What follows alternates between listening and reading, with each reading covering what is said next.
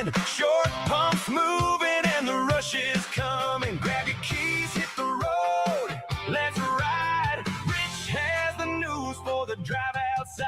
Wake up with Rich and win the day. Don't spend your morning playing catch up. WRVA and the city's alive. 7 a.m. It's go time, Richmond. All right, thanks for joining us, everybody. This is News Radio WRVA. My name is Rich Herrera. I have Gary Hess with me and Super Dave Ayler on this Friday, June 26th. Now, we've been reminding everybody, and Gary, you had news reports about this all week. The Virginia War Memorial will have their placing of the flags today. Yeah, the Hill of Heroes. Hill of Heroes. I participated last year. I'm going to go down immediately after the show. Dr. Mountcastle is going to save a flag for me to place in there, and I'll put the final one in for the day. Now, we got behind it big time last year. We got behind it big time this year, Gary, and I wanted to read you this text message. About 25 technology employees from the Virginia Department of Motor Vehicles are headed to the Virginia War Memorial to help plant the 12,000 flags to honor our fallen soldiers. We're serving because we heard about the opportunity on WRVA this morning, so thank you. I want to say thank you to the folks at the DMV, those folks that have stepped up. That's tremendous, Gary. Thank you to the folks that are stepping up to do that, and thank you for the people who are in charge for allowing that to happen, to understand the importance of that. Yeah, that means a lot. So, I tell people, Gary, we wake up every morning without fail, and there's a reason why I get up personally. It's most of the time without fail. There's a reason I get up in the morning. It's for a moment like this. Yeah, it's very true. It's very humbling, and I'm very appreciative of to hear that. And I think it's going to be a great. By the way, I didn't have it in the story I did. I'll have it at 7:30. That the governor is going to make an appearance at the Virginia War Memorial today to help plant flags. Again, you know what? That's something that's bipartisan. 100%. Everybody 100%. should be there, and when she gets there, I hope she gets a very rousing applause, because she's stepping up right there. And again, once we talk about the military, there is no left, there is no right, there is only red, there is white, and there is blue. Yeah, the only left, right in the military is the marching that goes on at boot camp. Well, have you ever seen them at boot camp? They have to learn the difference between their left and their right. So right. There you go. All right, Gary, I just want to share that with you. Thank you for that, and thank you to the folks at the DMV in the technology department that are going to be doing that. Yeah, that's pretty special. And all the other volunteers. Yeah, 100%. Super Dave, that's pretty cool, right? That's great. DMV stepping up like that, and everybody, and just like Gary said, everybody that's going to be volunteering down there, that's fantastic. And that's one of the things that we want to do this morning on Richmond's Morning News is, again, that just touches me, because I say it every day, and I really honestly believe it. We get up early every morning. Dave and I are here way before dawn. Gary's here before we are, and we work hard every morning to bring you Richmond's Morning News, because we want to make this a better place to live for you, for me, for my family, for your family, for this entire community.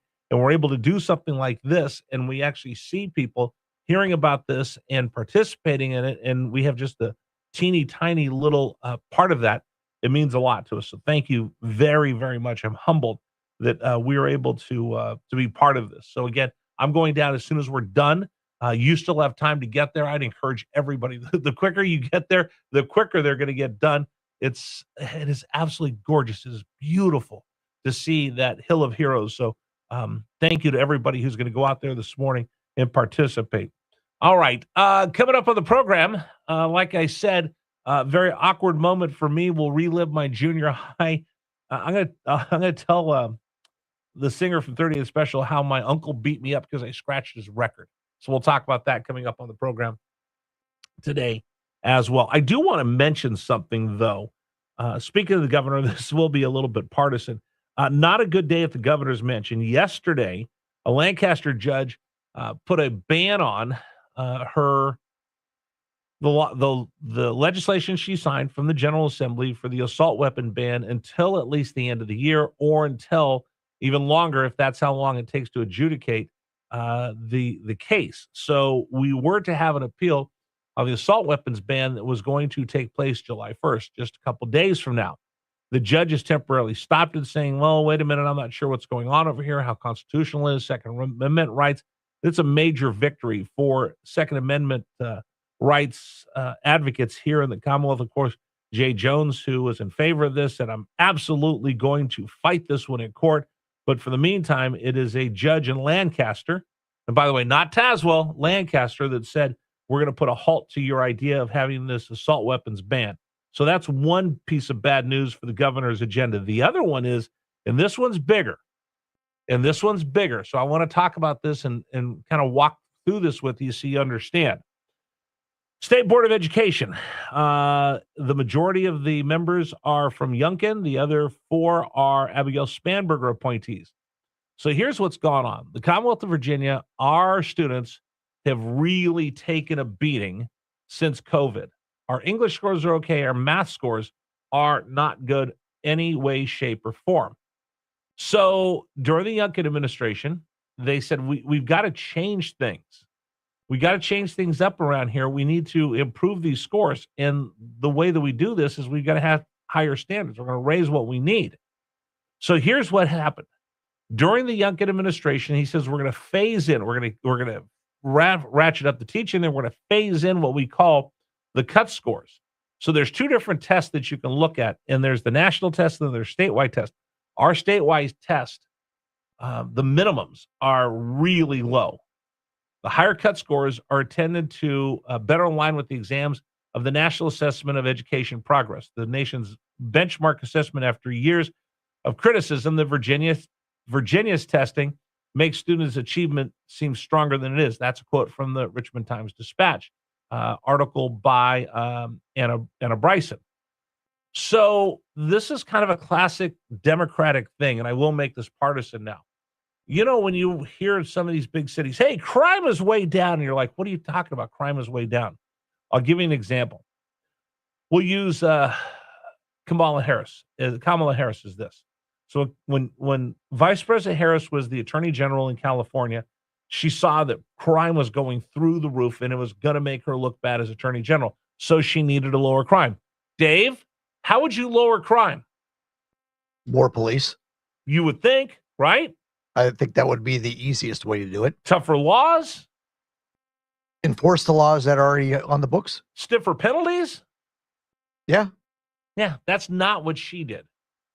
What Vice President Harris did when she was the Attorney General in California is she raised the ceiling of how much it was to have a felony arrest.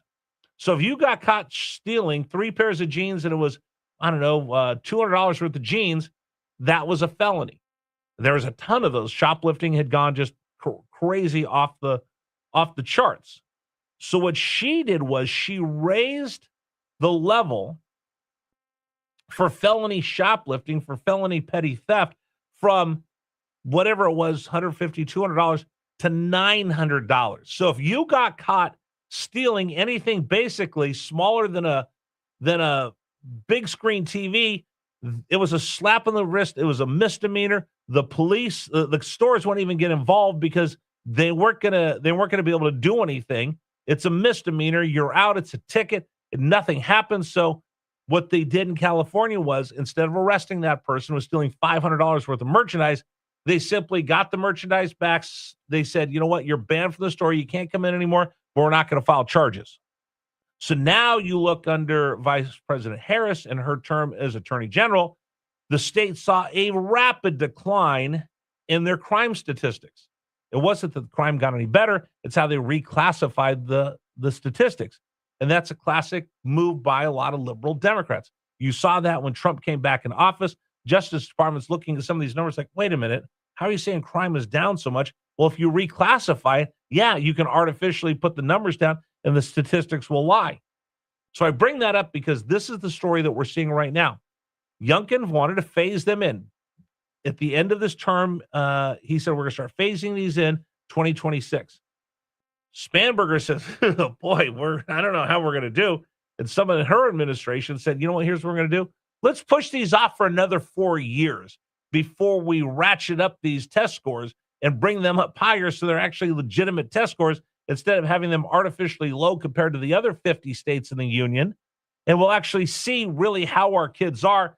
They didn't want that to happen under Abigail Spanberger's watch, so they proposed pushing it back from 2026 till her last year in office so she wouldn't have to wear it if you saw the horrible test scores over the next 4 years. Say one thing, do another. I will give credit, and I will give all the credit to the people on the Virginia Board of Education. They rejected that out of hand.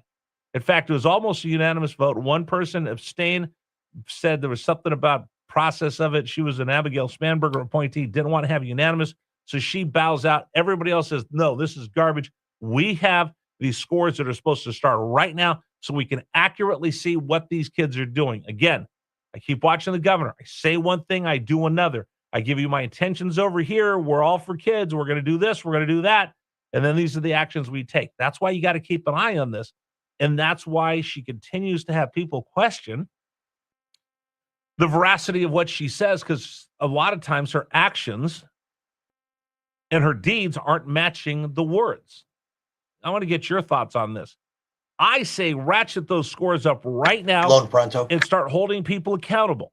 I say ratchet those scores up right now and let's get a true test of where these kids are, because if you're just cooking the books, then you're letting down these kids. You're letting down the families by having lower test scores and not accurately preparing them to have any kind of educational success. And the thing that really frosts me, that if you're going to be so cynical that you're going to push it off for 4 years so you don't have to wear that, that's not leadership. That's not leadership, folks. That's passing the buck. That's kicking the can. And that's not what this Commonwealth deserves. You want to agree, disagree? I'll take your text messages, 833-804-1140, 833-804-1140. We might discuss that in the 933 experiment. Who knows? We'll go live on YouTube with your comments. All right, coming up on the program, again, I will be incredibly awkward in front of you as we talk about what it was like for me in junior high with the lead singer of 38 Special coming up at 7:35. All right, today's program is brought to you in part by our friends